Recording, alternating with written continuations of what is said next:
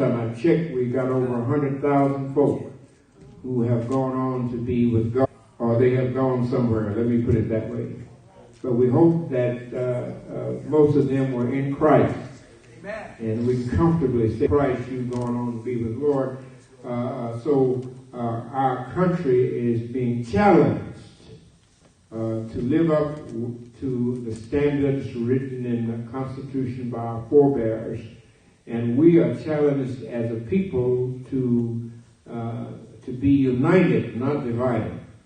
And so it causes us to shift our paradigm. I looked at late last night, I was watching some documentary on Dr. King when he started his ministry, and in the middle of his ministry, and at the end, the legacy of his ministry. And it talked about slavery. It talked about a country that's predisposed to relegating the Negro as a half man, a country that was predisposed to keeping us in the field. I wish I had some help there. Amen. While our slave owners lived in a big house. Do I have witnesses in here? And when they talk to us about making America great again, it sends some chills down the spines of us who really know our history, because we understand where we came from. And while we look at our progress, and we understand that we have certainly come a long ways as a black man. I wish I had some help. And we're further than $40 and a mule now. We're downtown. Do I have witnesses in here? And some of our families is in the second and third generations where they did not start with nothing. Some of our children and our fair children are second and third generation, so they're not starting with nothing, they're starting with something. But that's challenging too, because if you start with something, then you have to what? You have to preserve what you got. Do I have witnesses? And be able to what? Build on what you start with. So the challenge is just, and maybe more challenging now for those who have something, because you got to be shrewd enough. Do I have some help here? Shrewd enough to what? Keep your paradigm in place, shifting and adjusting here and there, so that you can what? Keep what you have. Yeah, mom and daddy had worked 2 or 3 jobs and bought 3 or 4 houses, and when that falls to you, then you got to be smart enough. I wish I had some help on that. That if you fall into a thing like that, where the house comes to you, then you got to hold on to it. I wish I had some help there. Because you're going to get letters every day that says, we can give you money on your house, and you can enjoy life because we're going to generate money, but now you do have to pay us. And if you don't pay us, we're going to take your property. Do I have some help here? They tell me that, old man like me, we can give you a reverse mortgage. Do I have witnesses in here? I don't need you to reverse my mortgage. I pray to God that I'll stay sane enough and safe enough to finish paying that old house off. I wish I had some help. And I'm going to live within the means without the extra money. Somebody ought to help me there. But see, to do that, you have to have a paradigm that's already in place. And I suggest that the church not only has us shouting all over the benches about the goodness of God, in serious times, the church has to meditate on what God's word said. Do I have some help in here? Jesus at one time said to us that a man needs to work for a living. I wish I had some help here. And a dad who has fathers, who is a father and don't take care of his family, is worse than an infidel. I wish I had some help here. So if you know God, there's some paradigms that's already in place. And if you keep those, then you're going to be on solid ground. But if you let go and let the deceivers talk you out of what you got. Somebody said to me, well, you need to sell your house. So you're telling me I need to sell my house because you're a buyer. Is that what you're telling me? I need to sell you my house because you got money to buy it. Huh? I don't think so. My paradigm says to me, I work all these years for that house and tells me I need to keep my house. Because in a country like we live in, if you don't own something, somebody ought to help me here. If you don't own something, there may come a time when you don't have nothing to say. Because you're in a class of folk who don't own nothing. And it may be that if you're not a taxpayer, property taxpayer, then you don't have much to say in L.A. and wherever it is you live. Because the structures are just, they're sitting around and people are moving the goalposts in the life in which we live. Just between Monday and last Friday, several goalposts were moved. I'm not going to talk about them, but several of them were moved. And if you live next week, some more are going to be moved. And they're going to challenge your present paradigm. And you got to understand that to shift paradigm means it needs to be an advantage to the one you already have. Oh, somebody to shift paradigm and to latch on to a new idea. Somebody said to wrap your mind around some new idea. To do that, it needs to be a complement to what you already have. It needs to elevate. It needs to bring to maturity what you already have. And if it detracts from that and cuts the legs out from under you, you need to let that paradigm go by. But somehow or another, it's hard to keep that kind of firmness in your determination without having a relationship with God. And so I've come today to have us to affirm our relationship with God first and to remind us of the paradigms that have been put in place. And I'm talking about here spiritual paradigms. But what I found out, though, is that spiritual paradigms help to shape our physicalness in our life. They help to shape our everyday life. I wish I had some help here. So nobody that is in Christ wants to run around as a wandering person like a leaf blowing in the wind. Those people in Christ think about stability. And somebody said, well, why do they do that? Because God is stable. Do I have help here? All other ground, come on here now, is sinking sand. But to trust in God is to embrace, I wish I had some help here, is to embrace stability.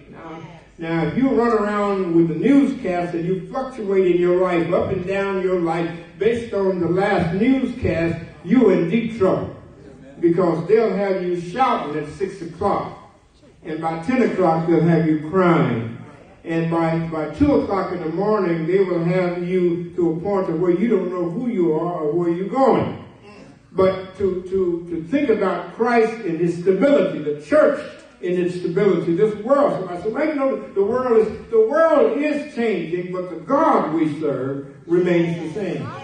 Somebody said, how do you know he remains the same? Well, you got to get in his word and find out what he says to understand whether it's the same or not, huh? You've got to experience him as a burden bearer. You've got to experience him as a heavy load carrier. You've got to experience him as a horse pouring in the valley. You've got to experience him as a deliverer in spite of ourselves. You've got to experience him who can reach down in the gutter and pick us up in spite of our mess, in spite of our wrong decisions, and picks us up and turns us around, plants our feet on solid ground. You've got to experience a God like that will bring you from nowhere to somewhere, who can elevate you from nothing to being somebody. Now, if you don't not already experienced that, then you really don't know what we're talking about. But that's just the kind of things that turn your world upside down. We have no stability out of Christ. Somebody said, well, Reverend, you talk about the church, but the church, things has happened. Don't you see the gross injustices? I do see the gross injustices. I do see what happened last week. I've seen that man who died by that car with the police officer with his knee on the man's neck. And I saw him die like the rest of America. I saw him die like you did. And you want to say that something needs to be done. I wish I had some help there. Everybody agrees something ought to be done, huh? But I've got some paradigms in place in my life. It just won't let me do anything, huh? It lets me look at the situation. It lets me meditate on it. I wish I had some, in other words, it lets us marinate on it. It lets us look at the newscast time after time. But still, when I get ready to do something about it, I'm structured in how I can act about what I do. Somebody ought to help me here. Yeah, I have some paradigms. In other words, hopefully all of us in this building have more maturity today than we had yesterday. We have more maturity in the 2000s than we had in the 1900s. I wish I had some help here, because we walked a little ways with God. We're not impervious to what happens around us. But we are guarded. I wish I had some help here. I want you to know I'm guarded. I'm guarded by the Word of God. How do you know it? Because the Word of God has been hid in my heart. It's not a mystery. I wish I had some help. It's not a mystery that you can stand strong in a changing time like this. It's not a mystery, because what? We've hid the Word in our heart. If you hide the Word in your heart, then the what? The forming of the paradigm comes from the Word that's been hid in our hearts. We're in a time where people ought to be reading the Bible now more than we've ever read. And I'll tell you why. Because you got time to do it. I wish I had some help here. Every time they shut us down and say we can't go out, go get your Bible. I wish I had some help here. They tell you can't cross town because you got this and you got that. Then you have your Bible. Do I have some help here? And the Bible is meant to comfort and console us. Or somebody ought to say amen. The news is not meant to comfort you. The news is meant to inform you. I wish I had some help here. It lets you know what happened according to what they think that happened. Do I have some help here? But the Bible is not meant, the Bible is meant to comfort you. Because it is a word that was designed outside time. I wish I had some help there. That's why the Bible is so wonderful. It's not just words, it's the Word of God. And it came to us, 40 men wrote the Word of God over 2,000 years. I wish I had some help. And in the confines of the Word of God, we call it the inerrant Word of God, which means that God wrote it without mistake. And it encapsulizes the beginning of the world. It talks about nations who came up and now they're gone. And it talks about the rolling of God through time.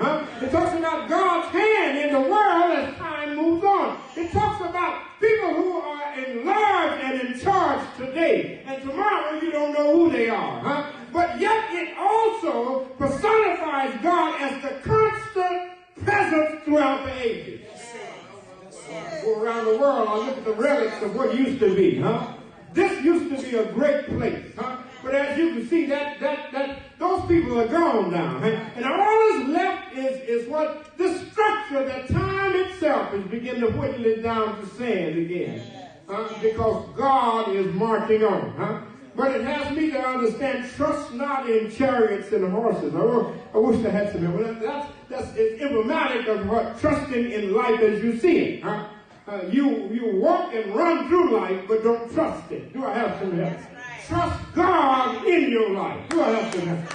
Trust God, who is able to what? To keep us steady in the midst of some shifting times. Well, that benediction we say as preachers now unto Him. Do I have some help here? Who is able to keep us? Do I have some help here? I don't know about you, but He keeps me. I don't know about you, but He keeps me from falling. It's not, I can fall. I wish I had some help. I can stumble and I can almost hit the ground. But it says He keeps me from falling. And when He does that, He's going to present me. I wish I had some help here. Present me not because I'm any good. I wish I had some help. Don't ever think we're all that. Somebody said, well, now you're messing around with my self-image. I hope I am messing around with your self-image, because your self-image won't get you in. Do I have some help? He's keeping me from falling, not because of my self-image. He's keeping me from falling because His Word is on the line. He's keeping me from falling because I've confessed with my mouth the Lord Jesus, and I believe in my heart that God has raised Him from this. He keeps me from falling because my faith is not in me anymore. My faith is in Jesus Christ, my Lord. I wish I had some help here. And our subject today is reaching a point in our lives. I wish I had some help here. Reaching a time in our lives when we are mature in Christ. Now, maturity costs you something. Do I have some help in here? Maturity in Christ costs you something. Jesus talked to us about that. He said, He who would follow me, come on here, who would follow me and mature in my name. it's going to cost you something. Huh? You got to get self out of the way. Huh? You got to move self to the side. Remember, Peter jumped up in front of Jesus, and Jesus told him, "Get behind me, Satan. You're talking stuff you don't know nothing about. Huh? You're approaching on information that only I have, huh? And only the Father has the power to generate. So what you need to do is get behind me while I move forward with what God has me to do." I hope there comes a time in our life when we reach a point. I wish I had some. But reaching high points in Christian and spiritual circles comes because of our knowledge of who God is. And it comes based on our experience with God. See, a lot of people popping off at the mouth, and this time is going to test what I call shallow religions. It's going to test these formula religions, where they move you in like Disneyland, and they give you a formula, and they open a door on that side, and you go on out. I wish I had some help there. No in-depth study. I wish I had some, just a few plausible points, and they let you go. But those will not keep you in a time like this. Those will not keep you in a pandemic crisis like we have now. That will not keep you. Now, what you need is some roots that go down deep. And those deep roots are developed. I wish I had some help. Deep roots are developed by daily growth. I wish I had some. In the garden the other day, I was going to pull a weed out, Brother Hopkins, and I reached down and grabbed it when it wouldn't come out. Do I have some witnesses? Either one or two things happen. Either I'm weaker than I used to be, or the weed has grown some deep roots. Do I have some help there? Now, we're hoping in our lives that we have deep roots in Christ Jesus.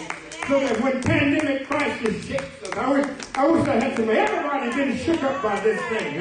You know somebody that's died as a result of this. The president calls it an invisible enemy. You know somebody that has died, churches who can't meet no more, and funeral homes where you have to drive by and look at the bodies. You can't even say goodbye to a loved one in the hospital now. And that has a tendency to shake us. But when your roots are deep in Christ, you understand that this too, and you young folk, I get my history book out, and I start reading about the plagues of the old times, the plagues that we had in the old time. We had some plagues. As a result of that, they could have killed us, but they learned, they got it together. They found out about what you do to eradicate some of those plagues. And we're living today as a result of this. This too will pass. But what we have to concentrate on is making sure that our roots grow deep. And they are not set in transient pieces. I wish I had some help. Now you can buy a house if you want to. I'm trying to buy mine, I told you. But I understand that what the termites, do I have some help? The termites are going to eat that house up after a while. And maybe worse than that, God may take me home and leave that old house there. Now, does that mean I don't strive to get one by one or two if you can get it? But we understand. We buy them with the understanding. Oh, we live with maturity brings you to that. Maturity tells us we live with the understanding that we're not going to be around always. We live with the understanding, that mold and those destructive agents, the bacteria and stuff, are going to eventually tear your house down, and eventually it's going to eat you up. The skin worms, I wish I had some help here. They're going to come get us when this earthly house of our tabernacle has been dissolved. That the skin worms are going to be employed. I wish I had some help. They're going to be employed by God, they're going to be employed, and you can't keep them out. They're going to go on inside the casket, and God's going to employ them to do His work. I wish I had some help. But you come to understand that it's not the skin worms you should fear. It's dying outside of Christ. And the skin worms, when they do their job, to find your bones and skeletons in the casket, and you have no God, And you are going to be burning in a very hot place forever. I was reading that the other day. You burn and never burn up. I do have witnesses in here. And it says, and the skin worms keep eating and they never get full. Do I have some help here? That's what hell looks like, That's to die outside of Christ. But when you come to a point in your life where you have accepted Christ, then life for you has a different future. Yes, it does. Hallelujah. Now I'm going to hurry. Hallelujah. Take your time, I'm going to hurry to a close. Take your time. Paul in this letter says to us that we ought to reach an area in your life. Yes, yes. And you know, you've got to reach it. Now, your mama can reach it, and your dad can reach it, your friends can reach it, but it's important for each person to reach it in their life. A time when you are a member of Christ, to remain steadfast in some changing. You hear what I said? Steadfast. And I go to bed tonight, I'm all right. When I get up in the morning, I'm all right. Even though things have changed between the time you go to bed and the time you get up in the morning. Things have changed, but you remain the same. So I said, well, you know, that's how you do that, right? How do I remain the same when stuff is changing? But you got to understand, there's a part of your life where things don't change it. Oh, wish I had. And they call that maturity in Christ. They call that a time in your life where the roots are so deep and your experience is so surreal. That's a fancy word. So surreal with God that can't nobody convince you that God does not live. You'll have some witnesses. That's a point in your life where can't nobody tell you that your God don't live. Because the sunrise song for Easter says he lives. He lives. I know he lives. Because he lives in my heart. You reach a point in your life where God is real in your life. He's not some figment of your imagination. He's not some character, some personality that some fragile preacher had told you about. You understand that God is real because you and God have a relationship. You and God. You come to a point where all of the ground is sinking sand. Ain't nobody but you and God. Got to reach a point in your life where. Hey! Hallelujah! And then with this, he says to us, based on maturity, we ought to be at a point in our lives where we're no longer children. That's right. Do I have some help here? That's right. There's a point in the scriptures where Paul says, you know what, I gave you milk. Because you couldn't eat meat. Do I have some help? I gave you milk. I really had meat for you. But your personality and your growth rate in Christ, the data said you couldn't handle it. Do I have some help? Some of us are wondering why God hadn't answered our prayers. And I want to tell you, just maybe you can't handle it yet. I know you think you want it, and you think you're good for it, and you think you're ready, but since God has not answered, just maybe you are not ready for it yet. And if you're not ready to God I serve, I give him permission that if I ain't ready for it, will you please pass me by? I wish I had some. So when my prayers are prayed, they're prayed with the idea that I really would like to have this.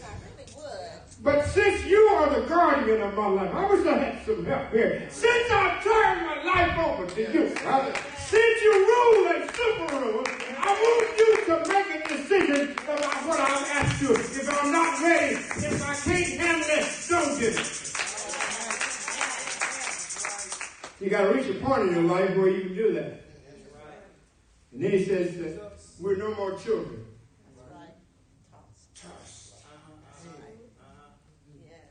To and fro. When you look at that tossed it, when you look at the Greek of that, it has the word surgence. Now, you know how the ocean, when it moves back and forth, while it looks on the top to be very calm ocean, on the outside banks, the rolling of the waters underneath roll the water to the shore. Do I have some help here?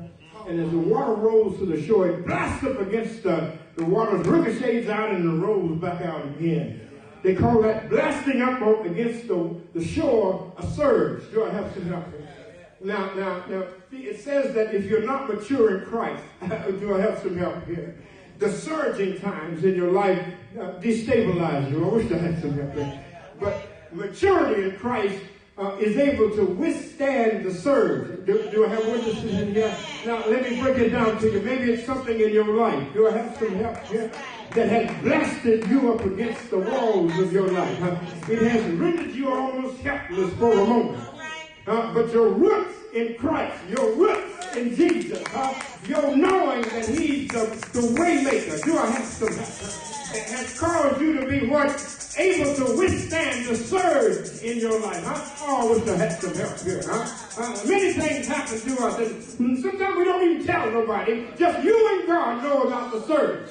You and God knows that this thing could have wiped me out, but I was impervious to it because of my relationship with God. I was able to stand steady because I know God. I was able to hold on, not because of anything. We always ready to raise our hand and say, hey, look what I have done. But in a real surge, you don't say nothing. As a matter of fact, if you say anything at all, you say thank you, Lord.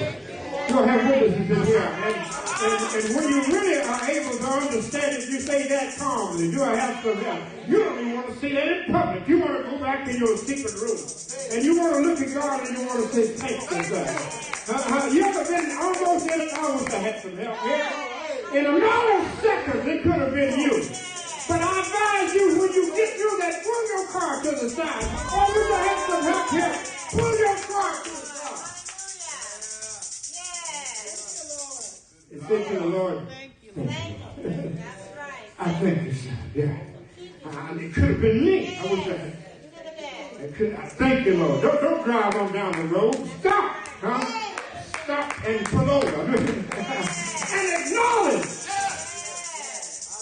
that He has preserved me today. Internalize that for a moment, and you and God get to it, and you say, thank you, sir. I wish I had some help. But He said, we're no more children. Tossed to and fro. What is that here? Christians should remain children. I have to Don't tell me you've been in God for 30 years and you're still acting like a brat. Don't tell me that. Don't tell me that the church all these years and you're still just as immature today as you was 40 years ago. It's a shame to even mention it. Because you ought to grow in Christ. You ought to reach a point. So you decide, I'm not going to act and conduct myself like a brat anymore. I'm going to conduct myself like I've been following God. I'm going to conduct myself like I internalize in my spirit that the Lord will take care of me. Now, I remember at funerals, the Lord blessed me to be pastors at many funerals. You know that when you conduct a funeral, you get a chance to be a pastor just for a moment to a crowd of people you'll probably never see again. And the Lord blessed me to be great pastors in that. When I say great pastors, what I mean by that is that you preach the eulogy and you're ready to have folk come by. But you got to condition them for coming by the casket. You can't just let them come by themselves. Do I have witnesses in here? Because guilt, I wish I had some help. Guilt will wear them out. Do I have some help here? When they walk up there and see mama that they didn't do what they were supposed to, and they see a dad that they haven't seen for 70 years, guilt will wear them out. But you condition them so that when they get ready to come by, you give them something to come by with. As a daughter and a son, you have to thank God that person was your mom and your dad. Do I have witnesses in here? Yeah. And that they had done the very best they could for you. You start working it so that when the ushers begin to bring them around, they don't just come around and sell. They come around with an idea that has just been put in their mind, that the life has been lived, the person has done the best they could, whether they did or not, is going to be okay. And the great caveat is that if they're a child of God, you talk about them being in heaven. Is that right? My grandbaby is always consoled by his mama who tells him that Grandma Lucy, I wish I had some help. Even though she's absent, she's at home to be with the Lord. I wish I had some help. He used to crawl around and get up on her bed, and they'd both be sleeping there. But now he understands that she's gone. But when you can rectify the lostness by telling him where his grandma is, and that if he do this thing right and come to Christ himself, he shall see Mama later. Do I have witnesses? See, that's the kind of stuff that people need to meet. I wish I had. That's the kind of paradigm to be able to walk through situations that you've never walked through before. And so it is children. Number two, children must not be tossed to and fro. Now, tossed to and fro is always indicative of instability. I do have witnesses in here.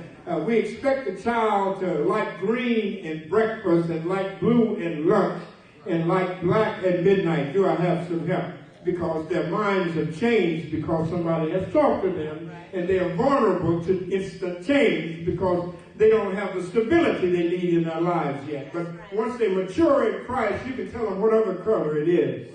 Their paradigm will keep them in place while they go. Let me hear. Number 3 says what? And we shouldn't be what carried about by every wind and doctrine. The language there is carried about is like a leaf being picked up in the. You ever watch your lawn when the wind's blowing? 2 days, maybe yesterday or Friday, the wind was blowing, and I looked in the back, and the leaves were moving across the grass because the wind, the invisible, saw was what the leaf was moving, but we couldn't see the power that pushed it. Now, when you go outside, you can't see it, but you can feel the force. Come on here now. You can feel the force of the wind. That's kind of really the Lord works in our life by the Spirit. He works in the spiritual movement. We know something was pushing it, but we don't know what was pushing it. And to be tossed to and fro means you're picked up by situations. Oh, come on here now. And we sitting up in here, but we ain't always been in here. Do I have some help here? We ain't always thought the way we think now, We've been some times in our life when we've literally been picked up. We've been arrested with an idea. Come on now. This is what Mama said, What your daddy laid down, what laws they laid down. We've been arrested by a situation. It has literally picked us up, and carried us off. Oh, come on here now, And you're willing at that point to suffer whatever comes as a result of that. And you say, how did you do that? You say, well, I was convinced. I don't really know what happened. And another thing we have to say, we said, I don't know what I was thinking. What was you said that? I don't know what I was thinking. Something was wrong with me. Normally, my paradigm would not allow me to do that. But I was literally picked up. This situation had moved to another area, And then later on, when I finally come down, come on now, what goes up? Must come down. Yes. And then you begin to marinate on it. You know how you try to question yourself? You ever ask yourself why you did it? Why did I do that? It was you, it wasn't nobody else. Have you ever sat in your living room or took your shower wondering, questioning self as to why you did a thing? Well, I want to say to you that it's partly because of our immaturity. Oh, come on, now. But ain't God good? He's able to correct the mistakes. Oh, come on. I'm here today because he can correct the mistakes. I can hold my head up today because he can correct my mistakes. I'm here today because he's got a great big eraser in my life. And that eraser is called forgiveness. I'm here today because he can erase some situations. Do I have some help? I pay the penalty, but the situation is erased. Oh, I wish I had some help here. My God's got an eraser. And that eraser is called forgiveness. I wish I had some help.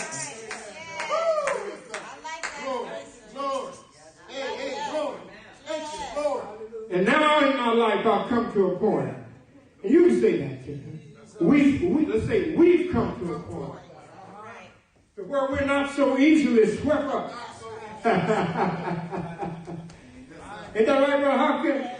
Got to get them to the point. Got to get them to the point where they won't be so easily swept up. Oh, All of us in the church got to come to the point to where stuff don't just sweep us up and move us along like it used to. Because in our life there is a sense of maturity.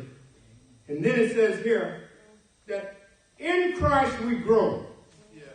We'll talk about 3 things that happen to us. And I'm going to sit down. We ought to grow to be more Christ-like. The Spirit ain't going to like this. Not the Spirit, self ain't going to like this. Let me tell you. Self is not going to like you to determine in your life that you want to grow in the Spirit. Self is opposed to it. So we ain't no use to going home trying to sweet talk self. You know, I know you've been good to me.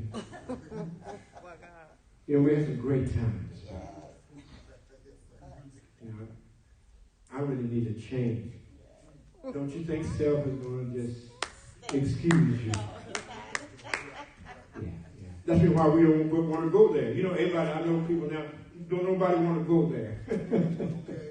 Because we don't want to get into a confrontation with self. That's right. Amen. Self told you, look, we've been hanging out all your life. And you want to tell me that today you come up with this new paradigm that you no longer need me to be in charge like I've been, and you are beginning to make your own spiritual decisions. But let me say to you, you ought to come to a point in your life where you can face self. I'm going to hurry here. Keep me Take your time, Pastor. Take your time. But we ought to grow to be Christ-like. Yes. There's nothing else for the Christian to do. Somebody said, well, you know, get your degrees, get all that stuff, buy you some houses, ride in a fancy car if you can, go to the highest links you can. But 100 years from now, it will not matter what house you lived in. That's right. That's right. Amen. See, that's where you got to prioritize stuff. Is that right? You thank God for the house you live in. Thank you for that. But greater than these things, you thank God for the opportunity to come to know His Son, Jesus Christ, who now sits at the right hand of the Father, doing what? Making daily, hourly, minute, second,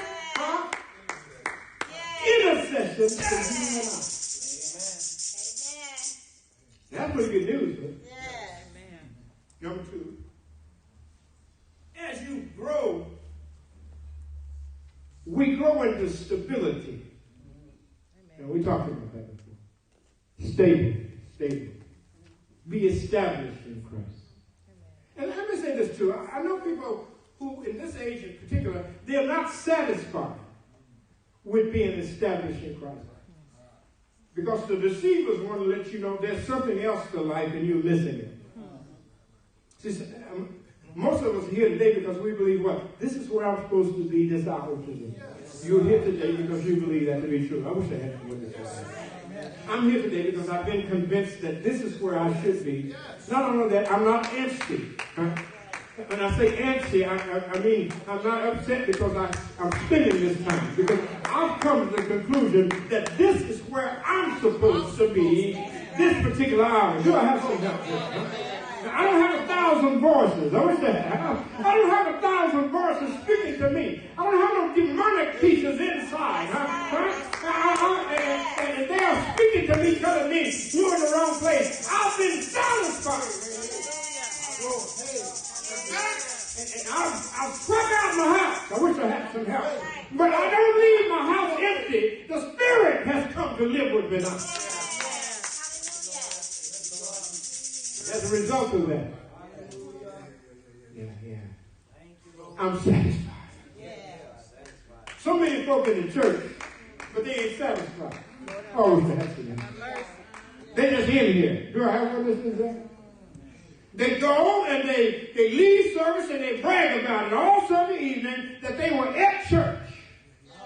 But it's sad to be at church, but not satisfied. Somebody help me here. I'm at church. I'm in the presence of God. I'm in the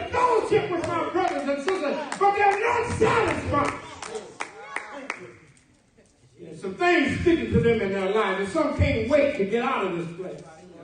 My God. You got 20 minutes, preacher. You got 20 minutes to talk to me. If you can't do it in 20 minutes, I'm gone. Because my agenda is bigger than this service. Not understanding you may not have an agenda. But they're not satisfied. Mama made, I heard people say all the time, Mama made me go. I was like that. Mama made me go. Grandparents took me. But I never did develop an antagonistic piece about it. Right. And I hear them telling their children, I ain't going to make you go. But what you're telling me is that all those years God was protecting you from mess. I wish I had some help. Every hour in the church is less time than Satan got to mess around with you. And I got news for you. Sometimes he come on in the church and mess with you. Like, I'm going to church, I'll be all right. Now you go to church, Satan might be in there waiting on you.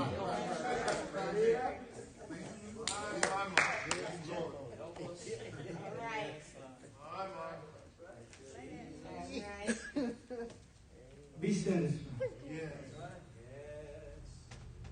Somebody said, why are you satisfied? Well, he picked me up.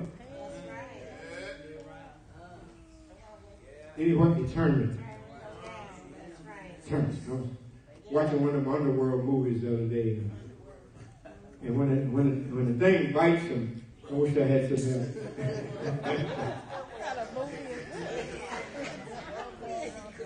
It ain't long. I wish I had some help. I wish I could turn in Christmas like that.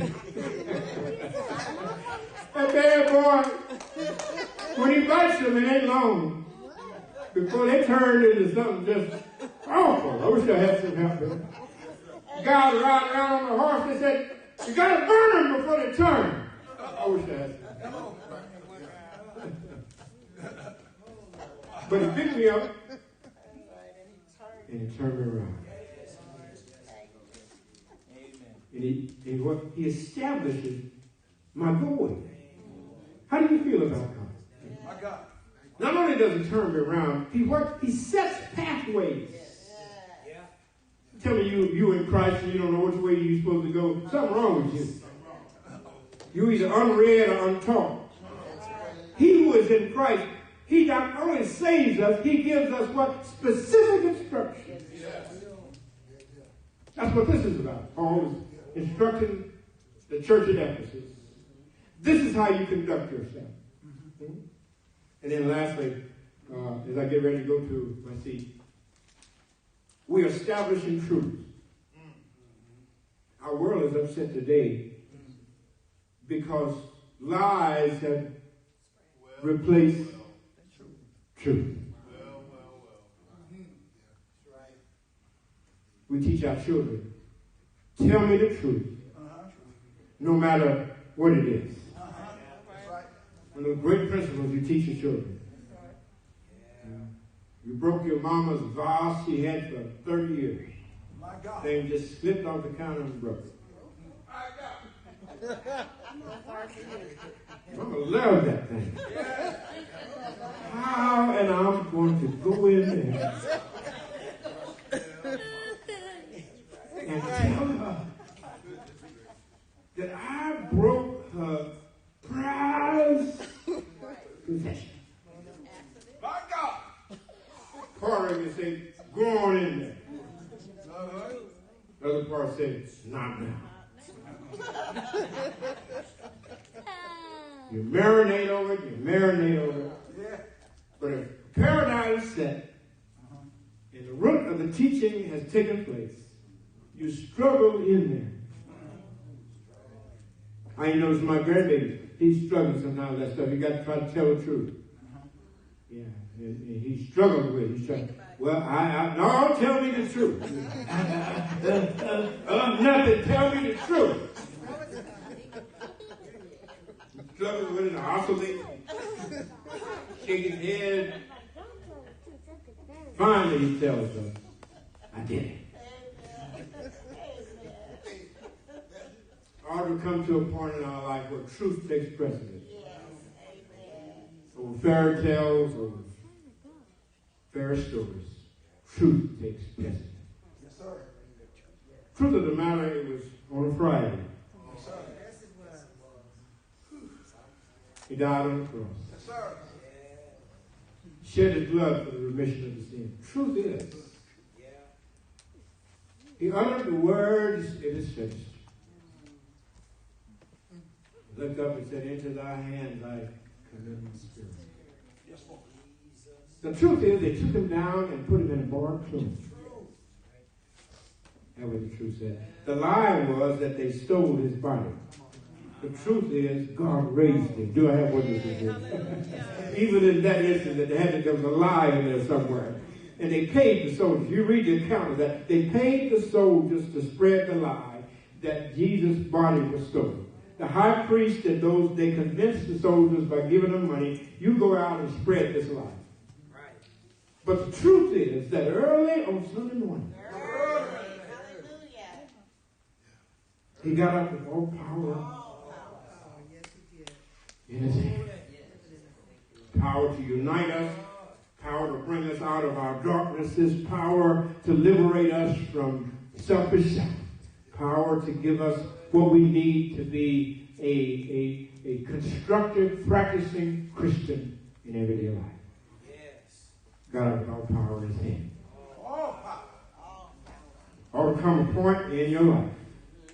Well, to reach a point in our life where we're like Paul as I get ready to sit down. I am not ashamed of the gospel. For it is the power of God unto salvation. Jews, Gentiles, that unseen congregation. You ought to come to a point of where you tell that story with great zeal. Yes. Because it has happened to you. Or to reach a point in our lives where our fellowship with God becomes everyday practice in our Christian walk. Or reach a time in your life when it happens.